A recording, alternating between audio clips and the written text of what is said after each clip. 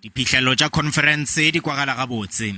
Motlatša Modulasetulo wa ANC yeo a kgethilwego le iswa ka profenseng Florence Ratsilane le ramatlotlo wa ANC Nakedi Sebanta Kekana ba sonla ke go thwala ka lekgotleng la mmušo wa province. Re kwa re sa kgotsofaletse ke taba ya gore deputy chairperson e reng yena me Florence Ratsilane le comrade Nakedi Sebanta e leng provincial treasurer ba gona ka ra kabinete ya mo provinceng ya Limpopo ra dia boipiletšo ra rawa Modulasetulo wa rena mo profenseng ebile le wena mo premier go pela gore o die diphetogo ka ra kabinete ya gago ya mo profenseng ya Limpopo. Molekgotlaphethiši wa tlhabollo ya leago Dickson Masemola yo a bego a phenkgišanela go ba modulasetulo wa province nakong ya ge go lebile conferenceng ka June o magareng ga maloko a mahlano a Komitiphethiši ao a sego a o beša wa tuka go bopa karolo ya Komitiphethiši ya province.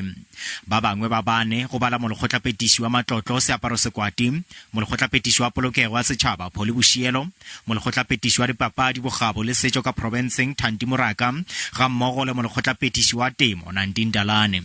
A se go hlaka gabotse ge ba diphihlelelo tšeo di ya go phethagatšwaneng. Tonakgolo ba kwele sephetho sa Komiti Phethisi ya lekgotla le le bušago le go African National Congress. Ka ge le tseba ba re le botse gore ke matla a bona le maikarabelo a bona go ya ka molaotheo go tšwetša sephetho seo pele.